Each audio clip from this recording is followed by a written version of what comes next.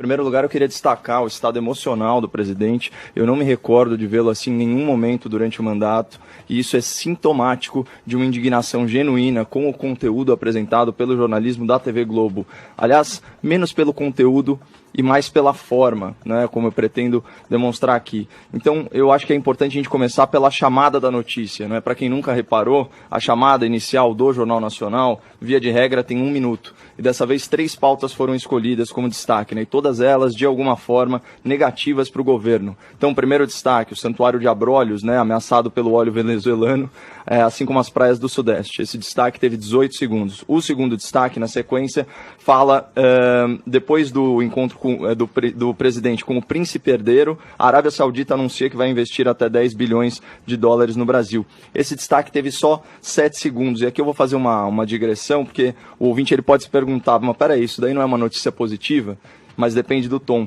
Esse é aquele príncipe suspeito de ser o mandante de assassinatos e que tem reputação, inclusive, de ser um tirano. Tanto que a esquerda brasileira, incoerente como de costume, estava esperneando com as tratativas entre o governo brasileiro e o governo saudita. E aqui vai mais uma diferença muito importante, né, do pragmatismo da direita e da esquerda agora no âmbito da política internacional. A esquerda brasileira alisava os ditadores, né, mandava dinheiro do povo brasileiro para esses regimes autoritários, então Cuba, Venezuela, as ditaduras africanas. A direita está sendo diplomática, né, com esses autocratas, o que na verdade é passível sim de crítica, mas pelo menos está trazendo o dinheiro deles como investimento aqui para o Brasil.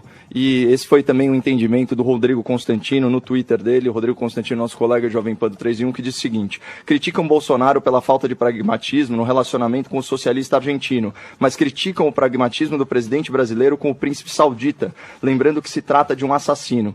É para ser pragmático e focar no comércio ou não? Decidam-se. Bom, feita essa breve digressão, né, já que o presidente está em viagem à Arábia Saudita, vamos voltar à chamada do Jornal Nacional, que não constava da reportagem, então por isso eu vou ler rapidamente.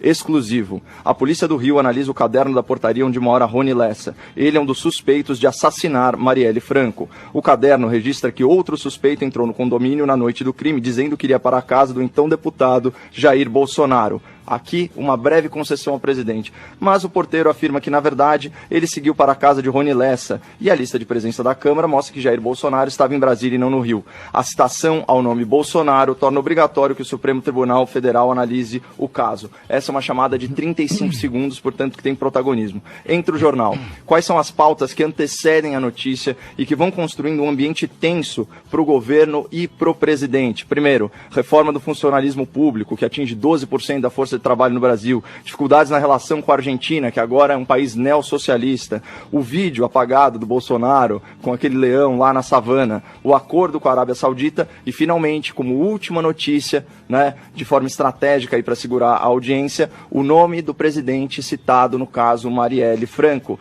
E aqui é muito importante a gente retomar o conceito de pós-verdade. Para o grande público, a percepção emocional sobre um fato supera muito a análise racional sobre esse mesmo fato. Então, aqui você tem um grande tema, que é o quê? Assassinato de Marielle Franco. Tudo que for falado será, de uma forma ou de outra, associado a esse tema no plano emocional. Isso tem protagonismo, né? A razão, ela é um fator moderador dessa percepção, eu diria até coadjuvante, né? Então, o que a Globo faz? Ao externar confusão, contradição, dúvida, o jornalismo, ele consegue sim associar no imaginário popular a imagem do presidente ao crime.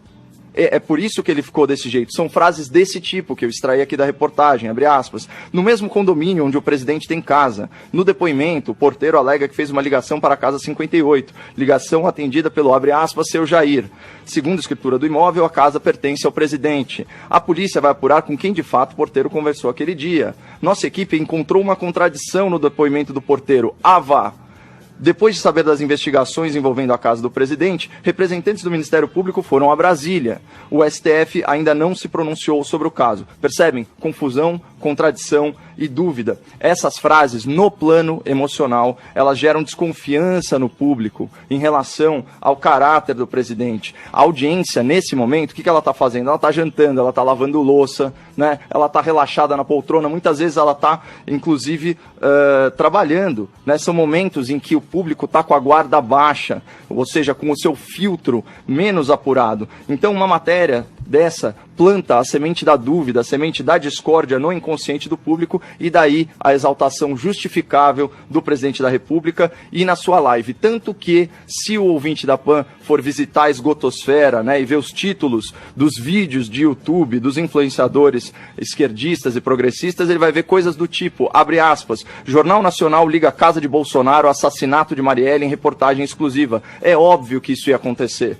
né? Então, qual a minha opinião nesse caso? Verificado o álibi incontestável do presidente da República, essa matéria não deveria ter ido ao ar. Mas se fosse, qual que é a real notícia aqui nesse caso? Essa é menos uma notícia sobre o caso Marielle e mais uma notícia sobre a tentativa frustrada de incriminar o presidente. O tema aqui não é assassinato da Marielle, o tema é tentativa de incriminar Bolsonaro. E como que seria uma notícia, aliás, a chamada de uma notícia realmente isenta? Eu faço uma sugestão à Rede Globo, exclusivo. A reportagem da Globo identificou uma contradição na investigação do caso Marielle, que sugere tentativa de incriminar o presidente da República. Jair Bolsonaro, citado no depoimento do porteiro de seu condomínio, estava comprovadamente em Brasília no dia do relato que o situava no Rio de Janeiro.